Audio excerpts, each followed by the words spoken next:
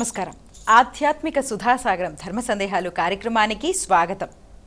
ధర్మం జీవన విధానం. నిత్య జీవితంలో మనం ఆచరించే ప్రతి పనికి ప్రతి ఒక్కరికి కూడా ఒక ధర్మం ఉంటుంది. ఆ ధర్మాన్ని అనుసరించే క్రమంలో ఎంతో మందికి ఎన్నో సందేహాలు వస్తూ ఉంటాయి. వాటిని ప్రేక్షకులు మాకు ఈమెయిల్స్, ఉత్తరాల ద్వారా పంపించారు. వాటిని నివృత్తి చేయడానికి మనతో పాటు ఉన్నారు ప్రముఖ ఆధ్యాత్మికవేత్త, రామాయణ కథ సుధాకర, వాచస్పతి, ప్రవచనకర్త డాక్టర్ మైలవరపు శ్రీనివాసరావు గారు. వారితో మాట్లాడదాము, కార్యక్రమాన్ని ప్రారంభించుకుందాము. నమస్కారం గురుగారు.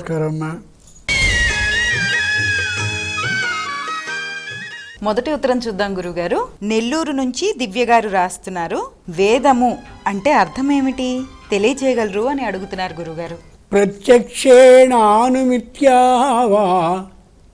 యస్తూపాయో న బుధ్యతే ఏనం విదంతి వేదేన తస్మాద్వేదస్య వేదత.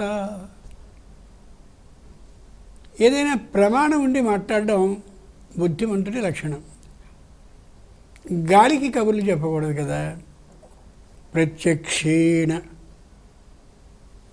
ఏ కళ్ళైతే ఉన్నాయో అవి అలా స్పష్టంగా చూస్తే దాని ద్వారా ఒక విషయాన్ని గమనిస్తాం. అది ఒక విధానం. అనుమిత్యావా అనుమాన ప్రమాణం ద్వారా కొన్ని తెలుసుకుంటాం. ఉదాహరణ చూద్దాం. పర్వతం మీద అలా మంట కనిపిస్తోంది. అబో ఎర్రటి ఆ మంట జ్వాల కనిపిస్తుంది కాబట్టి పర్వతం మీద వృక్షాలన్నీ అంటుకున్నాయి, అది చూస్తున్నాం. అది ప్రత్యక్ష ప్రమాణం. అనుమిత్యావా మంట కనిపించడం లేదు కానీ పొగొస్తుంది. పర్వతో వన్నిమాన్ ధూమాత్, పొగ అనేది నిప్పు లేకుండా రాదుగా. కాబట్టి దాంట్లో నిప్పు ఎక్కడో ఉంది, ఆ నిప్పు కారణంగా పైకి పొగొస్తుంది, మంట మాత్రం లేదు. ఇది అనుమానం ద్వారా దాన్ని నిర్ణయించడం. అలాగే ఏ పాలున్నాయో పాలలో దాగి వెన్న ఉంది, కనిపించదు అది, కానీ ఇంతకుముందు మనకి అనుభవం ఉంది కాబట్టి పాలలో వెన్న ఉన్నది అనే విశేషాన్ని మనం అర్థం చేసుకోగలుగుతున్నాం. ఇది పూర్వ అనుభవం వల్ల తెలిసింది. ఇలా ప్రత్యక్షంగా ద్వారా, పరోక్షంగా కానీ, అనుమానం ద్వారా కానీ, లోక అనుభవం ద్వారా కానీ ఏదైనా ఒక విషయాన్ని తెలుసుకోవడాన్ని విధి జ్ఞానే, ఒక జ్ఞానాన్ని పొందడం అని అంటారు. ఈ సృష్టిలో ఉండేటటువంటి అన్నిటికీ సంబంధించిన అమోఘమైన రహస్యాలన్నీ కూడా దేంట్లో అయితే నిక్షిప్తం చేశారో అలా నిక్షిప్తం చేయబడ్డటువంటి అద్భుతమైన జ్ఞాన రహస్య సంపుటి వేదం. మామూలుది కాదు. సృష్టిలో అనేకమైనవి ఉన్నాయి. అనేకమైనవి ఒకే చోట ఏర్పాటు చేయబడితే అది వేదము అవుతుంది. ఒకే ఒకటి. తల్లి పిల్లవాడిని చంకలో ఎత్తుకుని మెడుతోంది. వాడు గబుక్కుని జారి బురదలో పడ్డాడు అనుకుందాం. పడగానే పని మనిషిని పిలిచి నువ్వు తీ అనదు. ఎందుకని? తన పిల్లాడు చాలా ఆత్మీయం. ఆ పిల్లవాడు లేకపోతే తను జీవించలేదు. వెంటనే తానే ఆ బురదగుంటలో దిగి అమాంతంగా పిల్లాడిని తీసుకొచ్చి శుభ్రం చేసి తాను శుభ్రపరుచుకుంటుంది. ఇంత గొప్పది వేదం కాబట్టే వైకుంఠంలో బ్రహ్మాండమైనటువంటి ఆ ప్రదేశంలో సర్వ సౌకర్యాలతోనూ ఉండి లక్ష్మీదేవి పాదాలు ఒత్తుతూ ఉంటే అంతటి సంపద కలిగినటువంటి మహావిష్ణువు ఎవ్వరూ ఎత్తడానికి ఇష్టపడినటువంటి చేప రూపాన్ని ఎత్తి, వరాహ రూపాన్ని ఎత్తి ఈ వేదాలని, భూమిని రక్షించాడు అంటే ఎంత గొప్ప వేదాలు అయి ఉండవు. అంచేత అర్థం చేసుకోవాల్సింది వేదాలని ఇలా అర్థం చేసుకోవాలి. అన్ని ప్రపంచంలో దాగున్న విశేషాల జ్ఞాన సమాహారం ఏంటంటే అది వేదం. ప్రతిదీ కనిపిస్తుంది. సృష్టి పుట్టుకకి ముందే ఉంది, సృష్టిలో ఏముంది, సృష్టి మొత్తం అయిపోయాక లయమైన తర్వాత కూడా ఇది ఉంది అని వెనుక ఇప్పుడు రాబోయే అన్ని విశేషాలని చెప్పగలిగిన అద్భుతమైన జ్ఞాన సంపుటి వేదం. దాన్ని మహానుభావుడైనటువంటి వేదవ్యాసుడు 4గా విభజించి వేదాలని విభజించిన కారణంగా వేద వ్యాసుడు అనే ఆ బిరుదనామాన్ని పొందగలిగాడు. గురుగారు, మరొక ఉత్తరం చూద్దామండి. పాలకొల్లు నుంచి దీక్షిత గారు రాస్తున్నారు. వేదాలు స్త్రీలు చదవకూడదు అని అంటారు, నిజమేనా? తెలియజేయగలరు అని అడుగుతున్నారు గురుగారు. వేదాలు స్త్రీలు చదవకూడదు అనగానే అమాంతంగా కత్తి యుద్ధాన్ని చేయడానికి సిద్ధపడిపోతారు. మీరు ఎలా పుట్టారో మేము అలాగే పుట్టాం కదా పురుషులారా, ఎందుకు మేము చదవకూడదు? మాకు నోళ్ళు ఉన్నాయి, మేము చదివేస్తాం, తప్పే ఉంది అని. పూర్వులు ఏదైనా ఒక నిషేధాన్ని లేదా ఒక విధిని ఏర్పాటు చేశారంటే కొద్ది బుర్రతో మనం ఆలోచించాలి. అమాంతంగా తిట్టేయడం ఎంతసేపు, క్షణాల్లో తిట్టేయచ్చు. ఒక తిట్టు 10 తిట్లని ఆహ్వానించుకుంటుంది. మనం ఒకరిని తిట్టాం, వాడు ఊరుకోడుగా. ఒక తిట్టుకి వచ్చే బహుమానం ఏంటంటే 10 తిట్లు. ఎప్పుడు అలా చెయ్యకూడదు కూడా. స్త్రీ శూద్ర ద్విజబంధూనాం త్రయీ న శృతి గోచర, ఇది మామూలుగా చెప్పిన నియమం. స్త్రీలు ఉంటారు, వాళ్ళు ఇటు గృహ విధానాన్ని చూసుకోవాలి, అటు భర్తని ఉద్యోగాదులకి పంపించాలి, పిల్లల్ని పాఠశాలకి పంపించాలి. అవి కాక ఇంకా ఇంట్లో చక్కబెట్టుకోవాల్సిన కొన్ని పనులు ఉంటాయి. ఉద్యోగాలు చేస్తున్న వాళ్ళైతే ఇక చెప్పక్కర్లేదు. వాళ్ళ దృష్టి దేని మీద ఉంటుంది? ఉదయం 8:30 వరకు పిల్లల్ని పంపించే దాని మీదే ఉంటుంది. 9:30 తర్వాత వాళ్ళ ఉద్యోగానికి వెళ్ళడానికి కావాల్సిన ఏర్పాట్లలో నిమగ్నమై ఉంటుంది. ఉదయం లేచినటువంటి సందర్భంలో తనకి సంబంధించిన పనుల్ని చేసుకోవడం మీద దృష్టి పూర్తిగా నిమగ్నమై ఉంటుంది. ఆయన్ని కార్యాలయానికి పంపించే ఆలోచనలో ఉంటారు.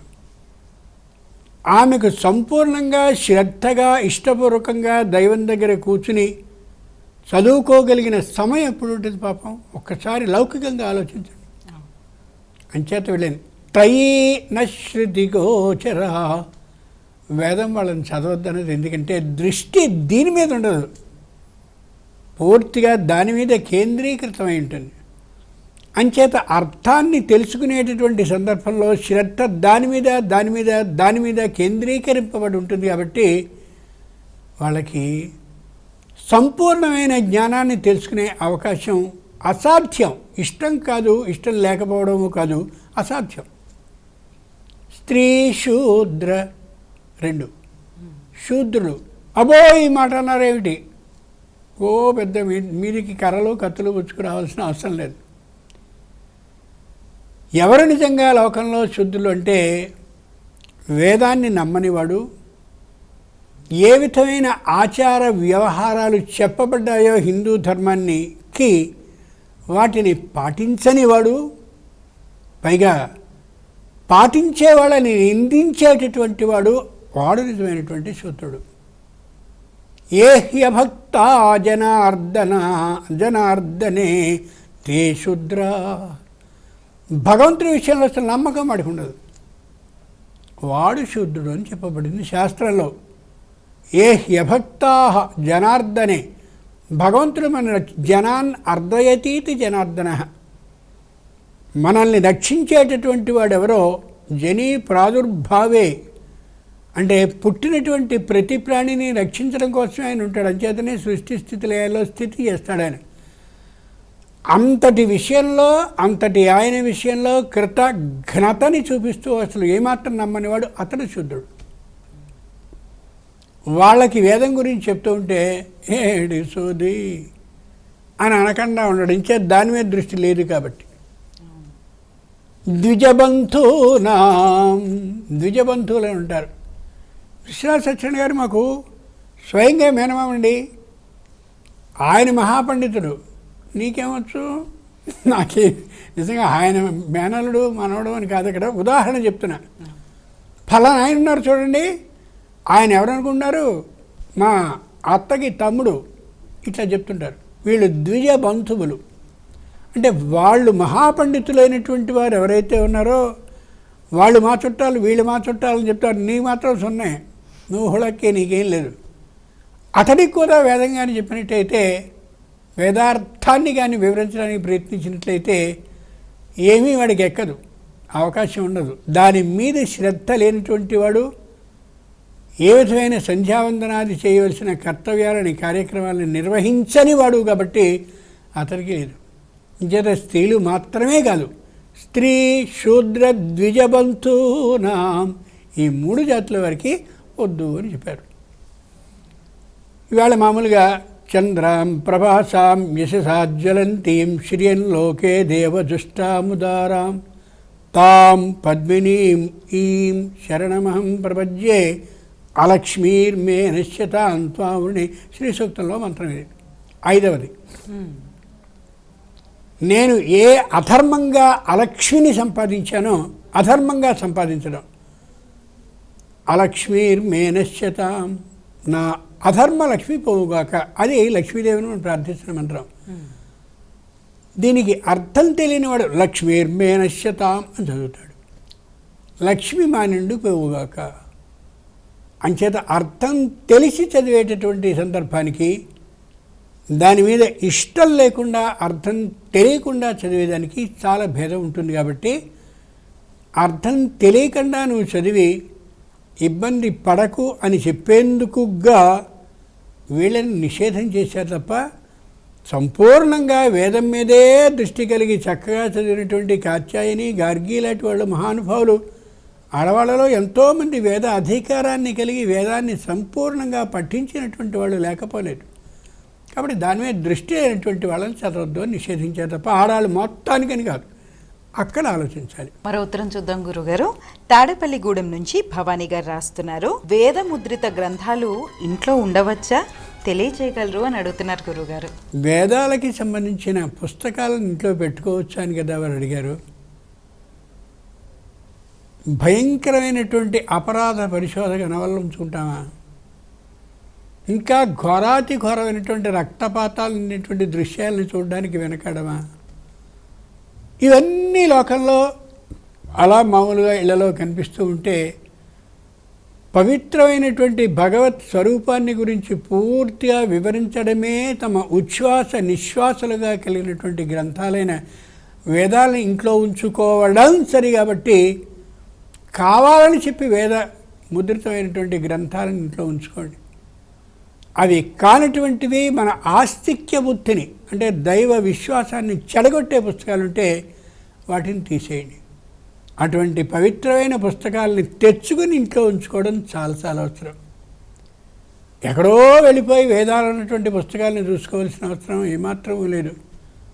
శ్రీ విష్ణు సహస్రనామం ఉంది, అలాగే రుద్ర నమక చమకాలు ఉన్నాయి, ఎన్నెన్నో ఉన్నాయి. ఇవన్నీ కూడా వేదాల్లో ఉన్నటువంటివే, ఎక్కడివో కొత్తవి కాదు. వాటిని మామూలుగా ఇంట్లో ఉంచుకోనటువంటి వాళ్ళు లేరు ఈ హైందవ ధర్మంలో ఉండేవాళ్ళకి. కాబట్టి ఆవిడ ఇంట్లో ఆ పుస్తకాలను ఉంచుకోవచ్చా అని అడుగుతున్నారు. అంటే చదివేది ఏమిటో పాపం అర్థం తెలియక తాత్కాలికంగా అడిగారు. మంచి ప్రశ్న ఇది. కాబట్టి ఈమె వంకతో మనం అందరికీ చెప్పేది ఏమిటంటే, అటువంటి వేద ప్రతిపాదితమైనటువంటి విషయాలున్న గ్రంథాలని ఇంట్లో ఉంచుకోండి.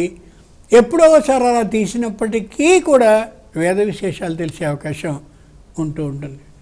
కంచికామకోటి పరమాచార్యుల వారు శ్రీ శ్రీ శ్రీ చంద్రశేఖరేంద్ర మహాసరస్వతి స్వాముల వారు ఇదే రాశారు. నీకేమీ ఇష్టం లేకపోయినా సరే కొనుక్కుని పెట్టుకో ఇంట్లో. ఎప్పుడో ఒకప్పుడు చాలా ఆనందం వచ్చినప్పుడు, లేకపోతే చెప్పలేని దుఃఖం వచ్చి బుర్రంతా పాడైనప్పుడు ఇది చూసుకుంటావు, అప్పుడు నీకు ఆ బీజం పడుతుంది, అక్కడి నుంచి నువ్వు ఎదుగుతావు అని.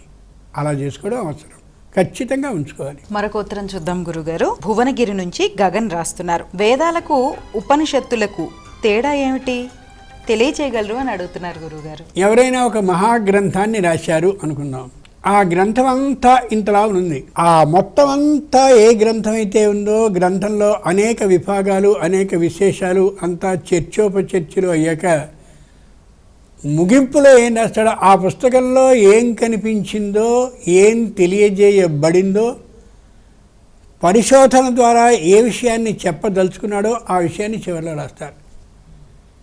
అంతే కదా. వేదాలనేది పెద్ద గ్రంథం అనుకుంటే లౌకికంగా ఆ వేద ప్రతిపాదితమైనటువంటి విషయాలన్నీ కూడా సూక్ష్మంగా చెప్పబడ్డ వాటిని ఉపనిషత్తులు అన్నారు. కాబట్టి ఉపనిషత్తులు చదివితే ఆ వేదాల్లో ఏముంది అనేది తెలుస్తుంది. భూతత్వం అని ఒకటి ఉంటుంది. చిన్నదైనటువంటి వస్తువుని పెద్దది చేసి చూపించడం దాని లక్షణం.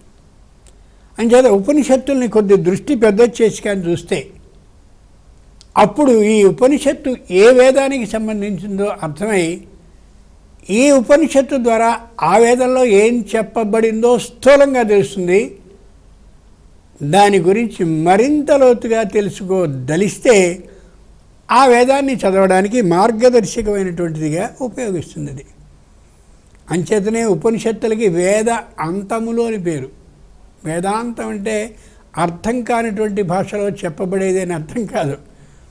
వేదాంతాలు అంటే ఉపనిషత్తుని అర్థం.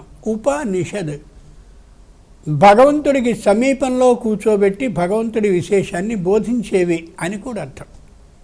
ఉప అంటే సమీపం అని అర్థం. అంతటి గొప్పమైనటువంటివి ఉపనిషత్తులు. ఏదైనా సరే అది చదువుతుంటే ఏమిటిలా ఉంది అనిపిస్తుంది.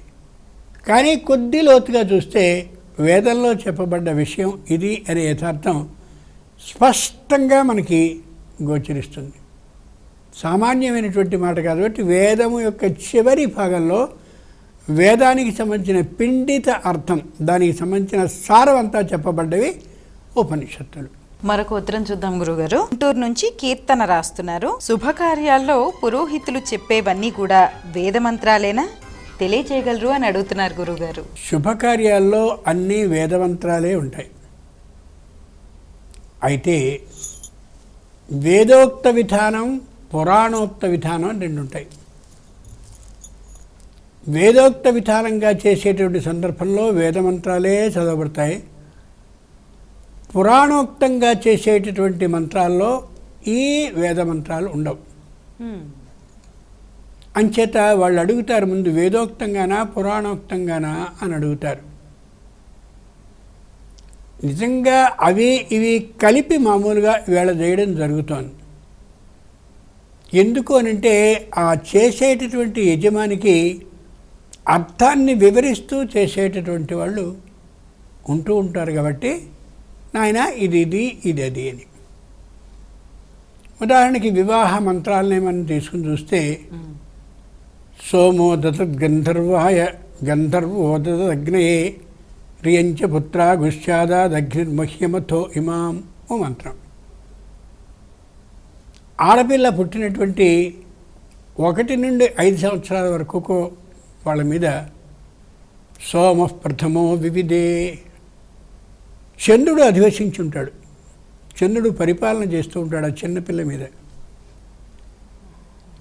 చంద్రుడు మంచి బ్రహ్మాండమైన ఆకర్షణీయంగా ఉంటాడు. కాబట్టి 1 నుంచి 5 సంవత్సరాల పిల్లలు భలే ఆకర్షణీయంగా ఉంటారు. చంద్రమా మనసో జాత. కాబట్టి ఇదిగో బాబాయ్యరా, తాతయ్యరా, నాన్నరా, అమ్మమ్మరా అనగానే నాన్న, బాబాయ్య, తాతయ్య, అమ్మమ్మ అని దాన్ని 1000 సార్లు అని ఉంటారు వాళ్ళు. ముఖ్యంగా ఆడపిల్లలు అంత శక్తిమతులు ఆడవాళ్ళు.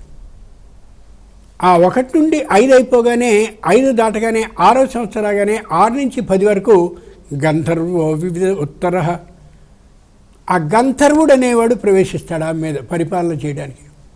గంధర్వో వైలావణ్యవాన్, మంచి అందాన్ని ఇస్తాడు ఆ పిల్లకి. నిజమైనటువంటి ఆడపిల్ల అందాన్ని మనం చూడాలంటే 6 నుంచి 10 సంవత్సరాల మధ్యలో ఉండే పిల్లల్ని చూడాలి.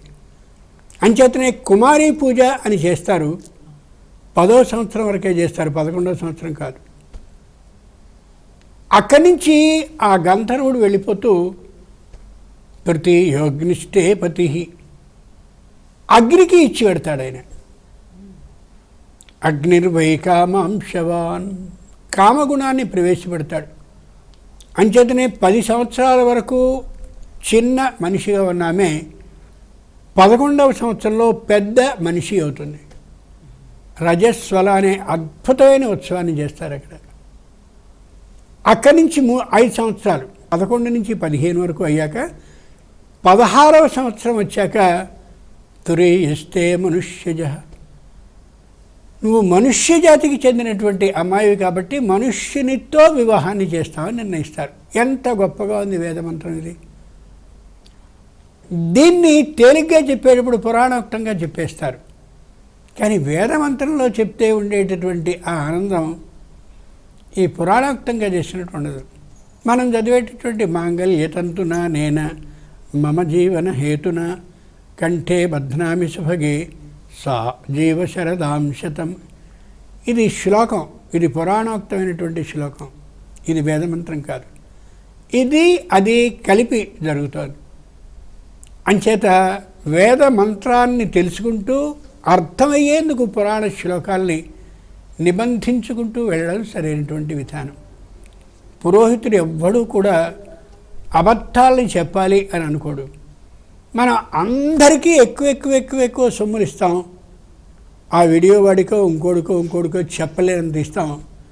4 గంటల తర్వాత చీపురు గట్ట పుట్టుకుని పద అయిపోయింది ఈ సమయం అని పంపించే కళ్యాణమామ వాడికి మాత్రం భయపడుతూ వాడికి డబ్బులు ఇస్తాం ఎక్కువలో. ఈ పురోహితుడి దగ్గరికి వచ్చేసరికి శాస్త్రి గారు ఊళ్ళోనే ఉంటారుగా, కనిపిస్తూ ఉంటారుగా అంటాం. అట్లా చేస్తుండడం బట్టే వాళ్ళు పాపం దాని మీదే బతికేటటువంటి వాళ్ళు. నేను నమ్ముకున్న వేద మంత్రాల మీద నేనే కాకుండా నా కుటుంబం మొత్తాన్ని నడపగలననే ఆ ధైర్యంతో ఆ చదువుని 30 ఏళ్ల పాటు చదువుకున్నటువంటి వాడు నిరుత్సాహపడ్డానికి కారణం యజమానులైనటువంటి వాళ్ళు సరైన దక్షిణని అనుకున్నట్టుగా అనుకున్న సమయంలో ఇవ్వకపోవడం మాత్రమే. అంచేతనే వాళ్ళు రకరకాలుగా మంత్రాలు చదువుతున్నారు. అంచేత వేదమంత్రాలని పురాణోక్త విధానంతో నిబంధించి చదవాలి అంటే యోగ్యుడైనటువంటి పురోహితుడిని మనం తెచ్చుకోవడం అవసరం. ఇట్లాంటి నకిలీ పురోహితుల్ని తెచ్చుకోవడానికి కారణం మనమే తప్ప వాళ్ళు మాత్రం కాదు. గురుగారు, ఈనాటి కాలంలో ఎంతో మందికి వచ్చే సందేహం, అసలు వేదాలు అంటే ఏంటి, వేదాలు ఉపనిషత్తులకి ఉన్న సంబంధం ఏంటి, అలానే అసలు వేదాల్లో చెప్పిన నిబంధనలు సంప్రదాయాలు మనం ఎందుకు పాటించాలి అని ఆలోచిస్తూ ఉంటారు, సందేహపడుతూ ఉంటారు. వాటన్నిటికీ కూడా చక్కటి శాస్త్రీయ సమాధానాలను తెలియచేసినందుకు ధన్యవాదాలు గురుగారు. వీక్షించారు కదా, ఇది ఈనాటి మన ధర్మ సందేహాలు కార్యక్రమం. మరొక కార్యక్రమంతో మళ్ళీ కలుసుకుందాం. అంతవరకు సెలవు. నమస్కారం.